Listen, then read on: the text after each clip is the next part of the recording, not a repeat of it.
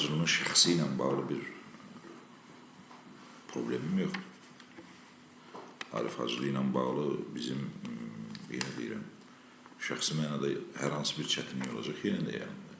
Çox təəssüf ki, Azərbaycanda siyasi münasibətləri şəxsi münasibətlər kontekstinə çıxarda bilirlər. Mən keçmiş həbsxana dostlarımdan 3 nəfəri belə görmədim. Hənan Hüseyni, Rauf Arifoğlu'nu və Etimad Əsədoğlu.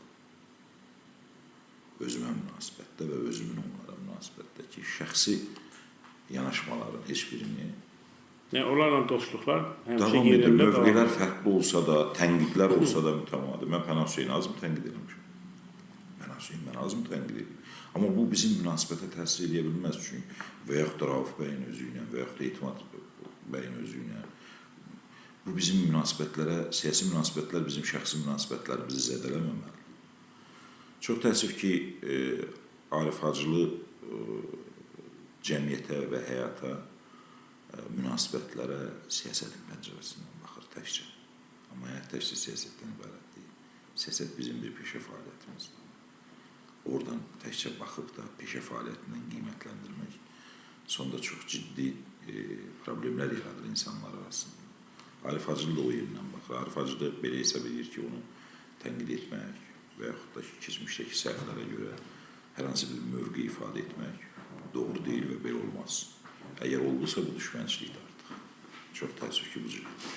İlva bəy, bugün dövr elə gəlib ki, indi bugün elə ölkədə onu tartışır. Məncə, onun həm də vaxtıdır ki, 2003-cü ildə nə olmuşdu? Elə söhbət də oradan gəlib. 2003-cü ildə nə oldu əslində, cəmiyyətin bilmədiyi nə var? Mən belə baxıram ki, cəmiyyət çox şeyi bilmir 2003-cü ildə. Cəmiyyət çox şeyi bilmir, biz də çox şeyi danışmamışıq. Lakin bundan əvvəl mən 2003 proseslərində iştirak edənlərə də, siyasi institutların rəhbərlərinə də, bugün mövcud olanların hamısına sadəcə istəyirəm bir ritorik sualla da müraciət edir. Dostlar, əgər biz hakimiyyətə gələ bilməmişiksə, əgər bizim siyasi institutlar bu qədər zəifliyibsə, hakimiyyət bu qədər güclənibsə, hətta o baxımdan yanaşsaq ki, həbslər, siyasi məhbus kateqoriyasında olanlar bu qədər artıbsa, günahın böyük bir qismi də həm də bizdədir. Biz bu günahın böyük bir qismini etiraf edib də onun çıxış yollarını doğru dürüst bulmasaq, bu proses davam edəcək. Heç özlərinə bir sual verdilərmi ki, axı biz o boyda nəhəng partiyalar qismində 100 minlərin meydana çıxdığı bir vaxtda indi çox kiçicik bir qrupla qalmışıq. Xeyli insanlar yanımızdan gedib. Bunun biri satdı, ikisi dözümsüzlük göstərdi, üçü səbirsizlik göstərdi. Bu qədər insan gedibsə, bunun da əvvəl axır bizdə olan səbəbi, bizdə olan günahı var. Siyasi liderlərdə, partiya rəhbərlərində, partiya funksionerlərində olan günahı var. Heç bunu düşünmədiniz mi? Heç bunu düşünmədimi ki, bizim mənlə indi polemikaya çıxan, savaş açan, çox qəribə məntiq yaranır. Bugün baxıram, realdan olan dostlarımıza Xalid Bağırova məsləhət verir Arif Hacılı ki, tənqidə dözümlü olmaq lazımdır, problemlərə bu cür əsəbi, səbirsiz yanaşmaq olmaz, çox səbirli yanaşmaq lazımdır, bu real tənqiddir, tənqidi qəbul et. Mənim dediyimlə söyüşdür. Mən də tənqid edirəm səni. Özdə indi yox, 15 il bundan əvvəl baş verən və Azərbaycan müxalifətinin onurğa sütununu zədələyən bir hadisəyə görə. 2003-cü ilin hadisələri Azərbaycan müxalifətini ciddən çox baltaladı, qırdı, sıradan çıxardı və müxalifət haqqında böyük xəyal qırıqlığı yaratdı. 2003 prosesi Azərbaycan müxalifətinə bu qədər zərbə vurdu. Mən də bundan tənqid edirəm. Və həm də təkcə səni tənqid etmirəm. Təkcə səndən olanları tənqid etmirəm. Həm də özümün günahlarını deyirəm ki, bəli, bizim səhvimiz var idi. Çox təəssüf ki, buna doğru yanaşmır. Hörmətli Arif bəy Müsavat başqanı olaraq büyük bir sıralarına baxsın. Abbas Abdulladan, Hikmət Hacızadədən, Qubad İbadoğludan, Vurğun Əyyubdan, Qara Tofiqdən, nə bilim, Aydın Balayevdən tutmuş. Kimlər gedib o partiyadan? Kimlər? Kimlər yoxdur indi o partiyanın sıralarında? Bəs bunun günahı sizcə İqtidardadır mı? 2003-cü ildə nə qədər mitinqdə, son mitinqdə adam var idi? 250 min deyirdilər. Yox, təxminən 100 minə qədər adam.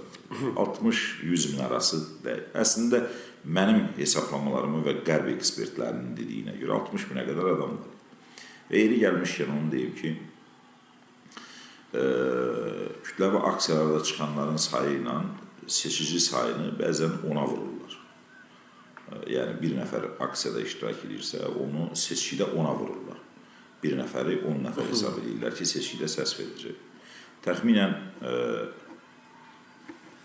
600 min hesablamışdılar onu. İsa Qəmbərin rəsmi səslərini 313 min yazdılar.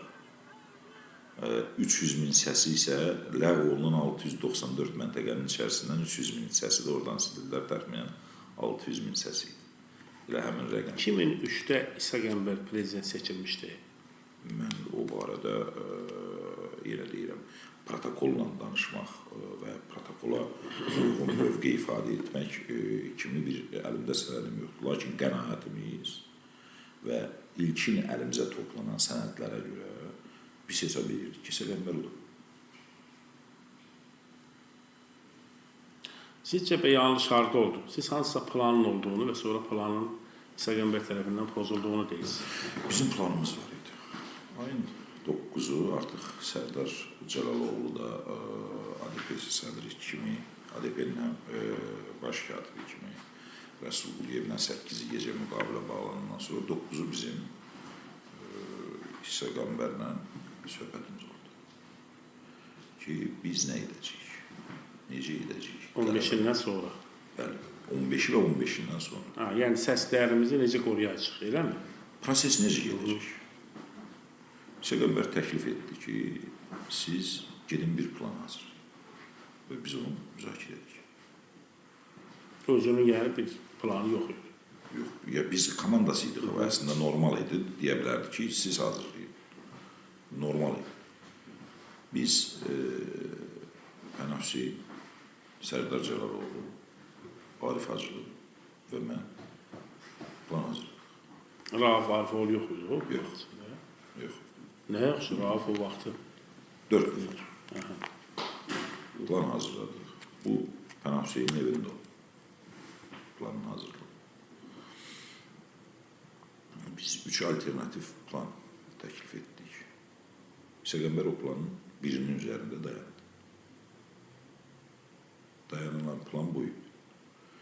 İsa Qəmbər 12 oktyabr mitingindən sonra Müsavat qərargahını tərk edir. Siz hələ bunu ayın 9-unda qərarlaşdınız. 9-unda qərarlaşdırmış. 12 oktyabr mitinqində təyin olunmuşdu. Təyin olunub, artıq hazırlıqlar gedir. 12 oktyabr mitingindən sonra Müsavat qərargahını tərk edir.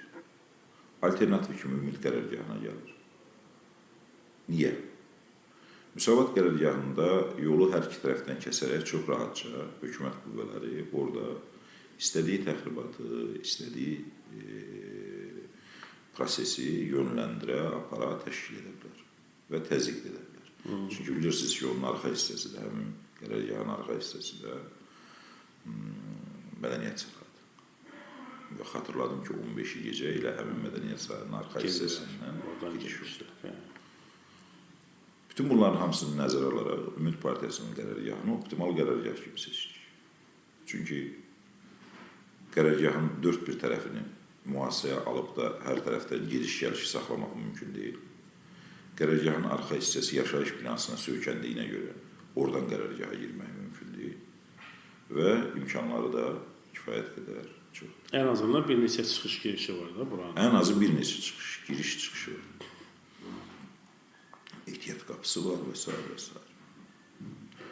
İsa Qəmbərin mühafizə xidmətinin rəisi Etibar bəy bu plan təsdiq olunandan sonra gəldi bura. Plan qəbul olundu. Plan qəbul olundu. Bizim o plan qəbul olundu. Mən də planın qalan hissəsində danışacağım.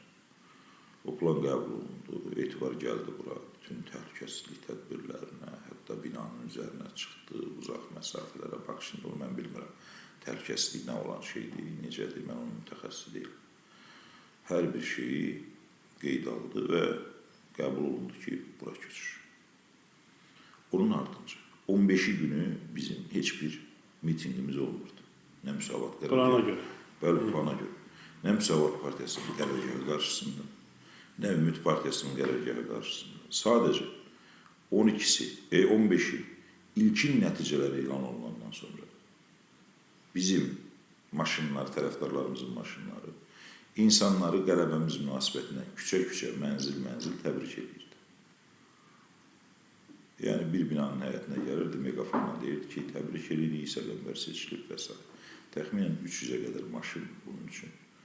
15-i günü, hə. 15-i gecə saat 10-dan sonra, 11-dən sonra ilkin nəticələri bəlli olandan sonra.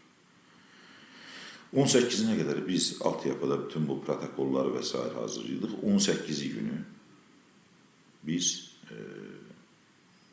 Qələbə Kinoteatrının qarşısında artıq xalqın geniş mitinqini keçirdik. İcazə ilə məncə verilmişdi.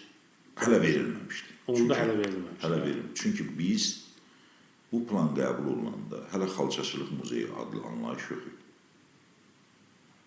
Xalçaçılıq Muzeyinin qarşısında mitinqlə bağlı heç bir razılaşma, heç bir danışıq yox idi. Səqənbər bu planı qəbul edib. Və biz də bu plan üzərində də işləməyə başlamışıq.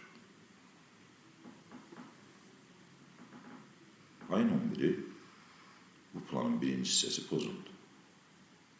Ayın 11-i bizə məlum oldu ki, Arif Hacılı, Zəlimxan Məmmədli və Sərdar Cəlaloğlu'nun imzası ilə Bakı Şəhər İcra Hakimiyyətinə Xalçaçılıq Muzeyinin qarşısında 16-sı miting keçirməklə bağlı müraciət oldu.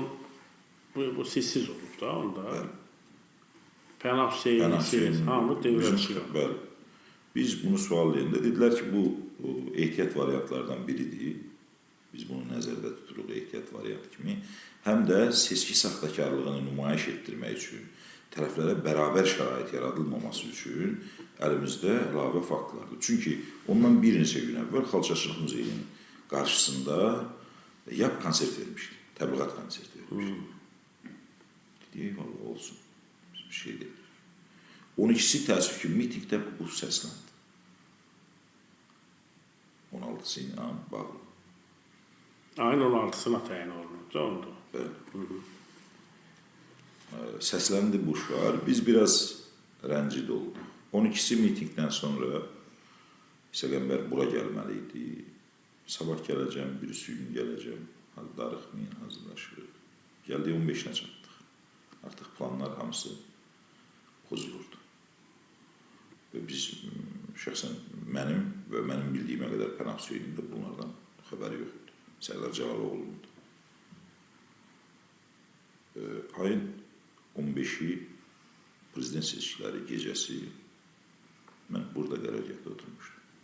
Mənim otağımda Pənah Hüseyin idi, Ramiz Rövşən idi, Kamil Vəlilərimin oğlu idi və s. Biz buradaydıq. Qərargahın da qarşısında təxminən 3000-ə qədər adam var idi. Səqənbər zəng etdi mənə. Dedi ki, burada miting başlayıblar. Gəlin Müsavatın qərargahına. Dedim, bəy, orada miting axı bizim plana da... Sizin də mitingdən xəbəriniz yox? Yox, heç bir xəbərimiz yox. Səqənbər zəng eləyənə qədər? Yox, bu olsaydı biz orada olardıq. Biz niyə burada qərargahımızda olurdu? Bəli, 3000 adam burada nə gəzirdi? Sadəcə seçki günü idi. Gəlmişdilər bizim o dövrdə bizim tərəfdarlar da, filanlar da kifayət. Yəni 15-nə heç də təyin olundu? Heç nə, burada heç miting zad da getmirdi. Biz otaqda oturmuşduq. Yer gəlmişkən Çevik Polis Alayından mütəşəkkil cinayətkarlıqla mübarizə baş idarəsindən burada nümayəndələr var idi. Bizim mübahisəmiz gedirdi, onlar deyirdi, qərargahda axtarış aparacaq, mən deyirdim, məhkəmə qərarı verin və s. və s. Həmin müddətdə Səqənbər zəng elədi. Dedi, gəlin, dedim, gəlirəm, amma mən oraya gələndən sonra o kordonu bağlayacaqlar, heç mən də oradan çıxa bilməyəcəm. İndi o gün eşidirəm, şəhərlərdə də baxıram ki, İqbal Ağazada Müsavat qərargahında olmuyor. Acaba necə olmuyor? Mənim ifadəm də var, məhkəmə ifadəmdə ki, gecə saat 4-5-in yarısı mən qərargahdan çıxmışam. İsa bəy zəng eləyən kimi getdiniz? Pənah bəyi də götürdüm, getdik. Biz gedəndə getdik, gördük Müsavatın qərargahının qarşısında miting gedir. Çıxış eləyənlər var. Mən dərhal düşdüm, yer gəlmişəm, onu deyim ki, mən düşüb içəri girən kimi kordonu bağladılar. Artıq içəri adam buraxmadılar. O bir tərəf tutulmuşdu, ikinci tərəfdə. Mən də oradaydım, yadımdadır. Bağladılar. Qalxdım İsa bəyin otağının, arxa otağı var idi onun, kabinetinin içərisində. İsa bəy zəhmət olmaz. Dedim, İsa bəy müraciət edin, indi dağılsın. Burada hakimiyyət zorakılıq edəcək. Bircə İsa bəyin ölçüydü. Yox, çox adam var idi. Mən arxa otağa keçdim. Çəkdirsən. Dedim, İsa bəy müraciət edin, dağılsın. Çünki burada zorakılıq ediləcək. Onu çəkib göstərəcəklər, bizim arxamızda heç kim gəlməyəcək. O zorakılıqdan qorxacaq insan. Dedi, yox, narahat olmayın, informasiya alırıq ki, hər şey yaxşı. Dedim, sizə yanlış informasiya verirlər. Doğru informasiya vermirlər. Müraciət edin. Dedi, yox. Dedim, əgər müraciət etmirsinizsə, ən azı tərəfdarlarınızı sona qədər toplayın bura. 5-3 nəfərlə burada o hakimiyyətə, o səhnəni yaratmağa imkan verməyin. Onu da etmədi. Müraciət edib dağıtmadı və proses gəldi, ta o qanlı məcraya qədər gəldi, çıxdı. Xeyli insan yaralandı, 2 dəfə qərargah basqın oldu, falan oldu. Mən sona qədər də bu proseslərdə oldum və təxminən 4-5-in yarısı. 15-i sonuncu gün oldu müsavatda, yoxsa 16-sı? 16-sı biz müsavata getməmiş. Olmamış müsavata. 15-i günüz 4-5-in yarısı təxminən o vaxtlar biz çıxdıq. Pənah Hüseynlə bir yerdə? Yox, mən tək çıxdım. Evimə gəlirdim. Yəni, başqa yerə getmirdim ki, Pənah bəylə. Bu, Məhərrəm Əliyev gelin gəlməyi, onda sizin orada... Bəli, mən orada olmuşum. O hadisəniz oldu, çünki o məsələdə də çox ciddi müzakirələr gedir ki... İsa Qəmbərə heç kim heç nə deməyib. İsa Qəmbərə heç kim heç nə deməyibsə, Flora xanım Məhərrəm Əliyevin üstünə niyə işıqmışdı? Nədən ötürü? Mən yenə deyirəm, detallara varıb da bu tipli şeylərlə müxalifəti, adamları gözdən salmaq istəmirəm. Yox, madam açılıbsa, müzakirə gedirsə... Lakin Məhərrəm Əliyevin və Oruc Zalovun ora gəlişində çox kobud ifadələr oldu. Çox kobud ifadələr oldu. Müxalifətin də ünvanına, İsa Qəmbərin də ünvanına, hər kəsin də ünvanına. Çox təəssüf ki, tərk edin qərargahı deyəndə İsa Qəmbər pəncərədən maşını göstərdi ki, mənim maşının şüşələri qırılıb, mən nə ilə gedməyəm. Daha bundan o tərəfə bu məsələ barəsində deyəcəyim bir söz yoxdur. Bu qədər deyəm. Yəni, o təhqirlərin müqabilində bir cavab verilmədi. Bugün heç kim, yenə deyil. Bunlar niyə deyilir deməsin. Bunlar niyə deyilməyib sualını mənə versin. Niyə 15 ildə bunları danışmadım? Çünki bilirsiniz, biz səhvləri eləyirik. Buraxılır səhvlər. Üstünü örtə gəlib çıxırıq bir yerə. Gəlin bir anlıq başa qəbul edək. 2020-ci ildir, yenə 2003-cü ilin 15 oktyabr, 16 oktyabr kimi bir hadisə baş verir. Biz demədiyimiz şeylər təzədən baş versə, yeni halımız necə olacaq? Biz bunu deməliyik ki, bunlar olmasın. Biz bunu deməliyik ki, bunlar təkrarlamasın. Biz bunu deməliyik ki, adamlar arxasınca getdiyi adamların nələr etdiyini, necə edə biləcəklərinin hamısını desinlər. Görsünlər və seçimlərini düzgün etsinlər. Bəli, mən sizdən bir xahiş edeyim. Madam bu həddə gəlib hadisələr, madam bu hadisələr haqqında da tez-tez danışılmayacaq, aydındır. Mən təfərrüatlı istəyirəm ki, bu məsələ. Siz gəldiniz ora. Təbii ki, müzakirələr gedir. Eşdə, bayırda insan seyri. Mənim yadıma gəlib Flora xanım çox sərt bir çıxış eləmişdi onda.